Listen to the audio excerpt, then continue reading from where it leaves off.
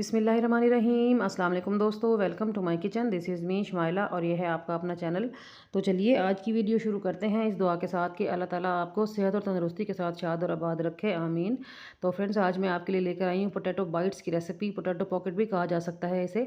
अफ्तार time पे हमारे दस्तरखान में समोसे, पकौड़े, कचौरी, रोल वगैरह में से कुछ ना कुछ तो ज़रूर अवेलेबल होता ही है, जो हम सब शौक़ से खाते हैं।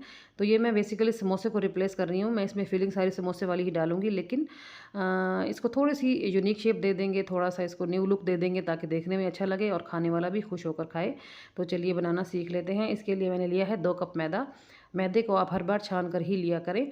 और इसमें मैंने लिया है डाला है हाफ़ टी स्पून नमक और 2 टेबलस्पून डाला है घी मेल्ट करके, और 1 टेबलस्पून मैं इसमें ऐड कर रही हूँ कसूरी मेथी। इसे मैंने हाथों पे क्रश करके डाला है। क्रश करने से इसकी खुशबू और इसका फ्लेवर जो है वो डबल हो जाता है। तो पहले इन सब चीज़ों को हम कर लेंगे आटे में मिक्स।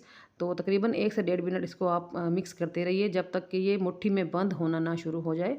तो ये देखिए, ये तकरीबन अब मुट्ठी में बंद होना शुरू हो गया है। तो ये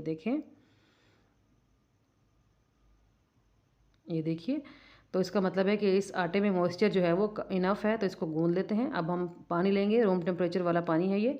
थोड़ा थोड़ा ऐड करते हुए हम इसको गूंदेंगे। तो आज की जो डो है ना, वो मुझे थोड़ी सी हार्ड साइड पे चाहिए।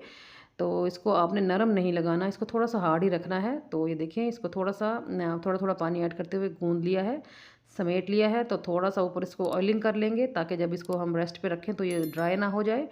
तो 15 से 20 मिनट का इसको रेस्ट दूँगी मैं, ऊपर से क्लिंग रैप लगा के, या कोई भी आप ऊपर से लिड लगा लें। तो ये कवर करके इसको आप छोड़ दें ताकि अंदर इसके हवा ना जाए। तो इसको रखते हैं रेस्ट पे और अपनी फिलिंग कर लेते हैं रेडी। तो पैन रखा है मैंने चूल्हे पे, 2 टेबलस्पून उसमें डाला है कुकिंग ऑयल, और 1 टेबलस्पून उसमें मैं ऐड कर रही हूँ ज़ीरा, सफ़ेद ज़ीरा साबुत। तो जब इसमें क्रैकल आना शुरू हो गया है ना, तो खुशबू भी बड़ी अच्छी आ रही है इस टाइम पे। तो मैं अब ऐड कर दूँगी एक बड़े साइज़ की प्याज ली थी मैंने, उसको मैंने स्लाइसिस में कट किया था। तो फ्लेम जो है वो हमारी लो टू मीडियम ही रहेगी। तो लो फ्लेम पे ही हम इसको पकाएँगे। तो बस इतना पकाएँगे कि इसका मॉइस्चर थोड़ा-सा कम लगे। हमने इसको भूनना नहीं है, फ्राई नहीं करना, ब्राउन नहीं करना। तो जब ये प्याज़ इस शेप में आ जाए ना, इस कंडीशन में आ जाए, तो फिर मैं इसमें ऐड कर दूँगी आलू। 3 लार्ज साइज़ के आलू मैंने लिए थे, उनको बॉयल करके मैंने उनको मैश कर लिया था। तो इस टाइम पे ये ठंडे हैं आलू। तो इनको मैं प्याज़ को और आलू को अच्छी तरह चम्मच की मदद से कर लूँगी मिक्स।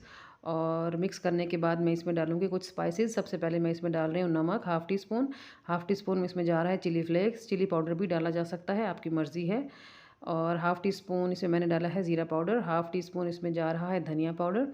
हाफ़ टी स्पून इसमें डाल रही हूँ मैं अदरक का पाउडर, जिसे सूंड का पाउडर भी कहते हैं। और इसमें जा रहा है काला नमक, वो मैंने डाला है 1/4 टीस्पून। तो इसकी खुशबू बड़ी अच्छी आती है, तो काला नमक ज़रूर इस्तेमाल किया कीजिए। और हाफ़ टी स्पून इसमें जा रही है काली मिर्च का पाउडर, और 1 टीस्पून मैंने इसमें डाला है चिकन पाउडर। मैंने अपनी फिलिंग में चिकन ऐड नहीं किया, तो इसमें चिकन पाउडर इसलिए ऐड किया है ताकि चिकन की जो खुशबू है वो इसमें आती रहे फिलिंग में। तो वैसे तो आप चाहो तो फिलिंग में कुछ भी ऐड कर सकते हो, कोई भी सब्ज़ी अवेलेबल हो आपके पास, या चिकन हो या कीमा हो। तो लेकिन मैं आज इसको प्योर समोसे वाली खुशबू और समोसे वाला जायका देने लगी हूँ। तो इसलिए मैंने सिर्फ़ आलू का ही इस्तेमाल किया है इसमें। तो सारा जो मसाला है वो मैंने लो टू मीडियम फ्लेम पे पकाने के बाद बंद कर दी फ्लेम। और बंद करने के बाद मैं इसमें ऐड कर रही हूँ धनिया। तो इसको अच्छी तरह, सब्ज़ धनिया, इसको अच्छी तरह कर लेंगे मिक्स, और फ्राई पैन में से निकाल के किसी बाउल में डाल देंगे ताकि ये जल्दी से ठंडा हो जाए। तो अब हम चलते हैं अपने आटे के पास, उसका भी टाइम हो चुका है पूरा। तो ये रैप हटा देती हूँ मैं और देखते हैं आटे की क्या पोजीशन है। तो ये देखिए, ये अच्छे तरीके से सेट हो चुका है। तो चलिए इसको थोड़ा-सा और मसल लेते हैं ताकि और मुलायम और न नरम हो जाए, और हमें हमें जो हमारी रेसिपी की लुक है वो और भी अच्छी और प्यारी मिले। तो बस इसको इस तरह हाथों की मदद से गूँध लें 1 से 1.5 मिनट के लिए। आई होप कि आपको मेरी रेसिपी अच्छी लग रही होगी। अगर अच्छी लग रही है तो वीडियो को ज़रूर लाइक कीजिए, अगर नहीं अच्छी लग रही तो डिसलाइक भी कर सकते हैं। इससे ये होगा कि मुझे पता चलेगा कि मैंने काम सही किया है या नहीं। तो आटे को गूँधने के बाद जो है मैंने छोटी-छोटी पेड़ियाँ बना ली हैं। बस इतनी पेड़ियाँ बनानी हैं जितनी एक छोटी पूरी होती है ना, हलवा पूरी वाली। तो बड़ी पूरी नहीं, छोटी पूरी जितनी, छोटी-छोटी सी पेड़ियाँ बनानी है, ठीक है? तो मैंने इन पेड़ियाँ रेडी करने के बाद मैंने इनको रेस्ट पे नहीं रखा था क्योंकि इफ्तारी का टाइम करीब था। तो मैंने इसको फटाफट ही बेलना शुरू कर दिया। और हमने इसको इतना बेलना है कि जो रोटी का साइज़ होता है ना, जो रोटी की मोटाई होती है, उससे भी हमने इसको हाफ़ बेलना है, मतलब पतला सा, पूरी की तरह ही पतला सा बेलना है, ठीक है? अगर मोटी रहेगी तो हमारे जो स्नैक की लुक है वो अच्छी नहीं निकलेगी। तो इसलिए हम अपनी इस पूरी को, इस रोटी को थोड़ा सा पतला ही रखेंगे। तो ये देखिए, ये मैंने इसको बेल लिया है और ये मैंने बनाई है लेई मैदे वाली, मैदे और पानी को मिक्स करके। तो ब्रश की मदद से इसको मैं हाफ़ इस साइड से लगा दूँगी और हाफ़ इस साइड से लगा दूँगी लेई को। और अब एक साइड को उठाऊँगी और सेंटर में इस तरह बंद कर दूँगी, थोड़ा-सा हाथ की उँगली की मदद से प्रेशर देते हुए, और दूसरी साइड के साथ भी मैं ऐसे ही करूँगी। तो ये देखिए, ये इसको बंद कर दिया है मैंने प्रेशर देते हुए, और इसको हम पलट लेंगे, ठीक है। तो ये पलटने के बाद दोबारा से लेई उठाएँ और ब्रश की मदद से इसको चारों साइड पे लगा दें। ठीक है जी।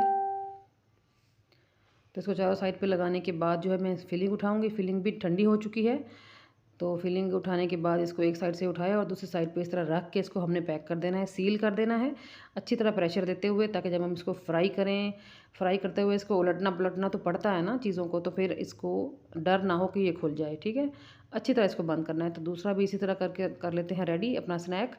तो दोनों साइडों से लेई लगाते हुए पहले एक को पैक किया साइड को, और दूसरी साइड को फिर उसके ऊपर रख के थोड़ा सा प्रेशर दिया और बंद किया अच्छी तरह, और इसको फिर हमने उलट दिया, ठीक है। उलटने के बाद इसके साइडों पे हमने लेई लगाई और फिलिंग रख के कर दिया इसको रेडी, ठीक है। तो अगर मेरी वीडियो अच्छी लग रही है तो मेरे चैनल को सब्सक्राइब कीजिए, बेल आइकन को प्रेस करके ऑल पे क्लिक कर दें, ताकि मैं और आप हर नई आने वाली रेसिपी में कनेक्टेड रहें, जुड़े रहें। तो इसके लिए मैं आपकी शुक्रगुजार रहूँगी। बहुत बहुत शुक्रिया आप सब लोगों का। और मेरी वीडियो को आपने कहीं ना कहीं ज़रूर शेयर करना होता है, चाहे आप जहाँ आपका दिल चाहे आप कीजिए, व्हाट्सएप पे कीजिए, चाहे फेसबुक पे, चाहे किसी भी सोशल मीडिया के प्लेटफॉर्म पे। तो इसके लिए भी मैं बहुत शुक्रगुजार रहूँगी और मेरे दिल से बहुत दुआएं निकलती हैं आप लोगों के लिए। तो चलिए, अपने स्नैक रेडी करने के बाद इनको कर लेते हैं फ्राई। तो मैंने डाला है ऑयल, इतना ऑयल डालें ना ज़्यादा हो ना कम हो। तो जैसे ही ऑयल गर्म होना शुरू हुआ है ना, तो फिर मैं इसमें वन बाय वन करके ऐड कर दूँगी अपने स्नैक सारे।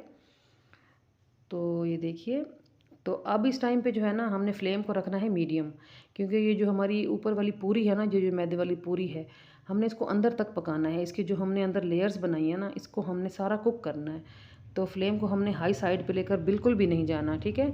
एक साइड से भी इसको हमने 2 मिनट पकाया है तकरीबन, और फ्लेम जो है वो मीडियम ही रखी है। तो दूसरी साइड को फ्लिप करने के बाद भी हम इसको 2 मिनट पकाएंगे मीडियम फ्लेम पे ही, ठीक है। तो दोनों साइडों को 2-2 मिनट पकाने के बाद हमें जब लगे कि ये अंदर से फर्म हो गया है, तो फिर मैं इसको कर दूँगी फ्लेम को हाई। हाई इसलिए करूँगी क्योंकि मुझे इसके ऊपर क्रिस्प चाहिए, ठीक है। तो ये देखिए, मैंने इसको हाई किया है और मैं आपको दिखाती हूँ कि इसके ऊपर क्रिस्प की कितनी ज़बरदस्त सी लेयर आ गई है। ये देखिए, कितनी क्रिस्पी लुक आ रही है ना माशाल्लाह से। तो बस हमारे जो हो गए हैं डन। टोटल टाइम जो है इनको पकाने का 6 मिनट लगा मुझे। तो आप भी थोड़ा सब्र से, हौसले से इसको पकाइएगा तो आपको बहुत ही अच्छे रिज़ल्ट मिलेंगे। तो ये देखिए, इसको हम निकाल देते हैं बाहर, किसी स्टेनर पे निकालें या किसी अब्जॉर्बेंट पेपर पे निकालें। तो बस ये हमारे डन हो गए हैं। तो मैं अपना सेकंड बैच भी रेडी कर लूँगी।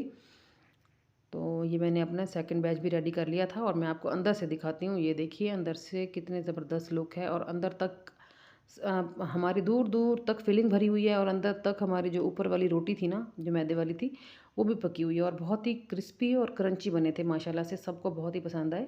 तो आप भी इसको एक बार घर पे ज़रूर ट्राई कीजिएगा और मुझे बताया करें कि आपने जब मेरी रेसिपी को ट्राई किया तो आपको कैसे रिज़ल्ट मिले। तो चलिए, आज के लिए इतना ही। कल फिर मुलाकात होगी, तब तक अपना ख्याल रखिएगा और मुझे रखें दुआओं में याद। ओके जी, अल्लाह हाफिज़।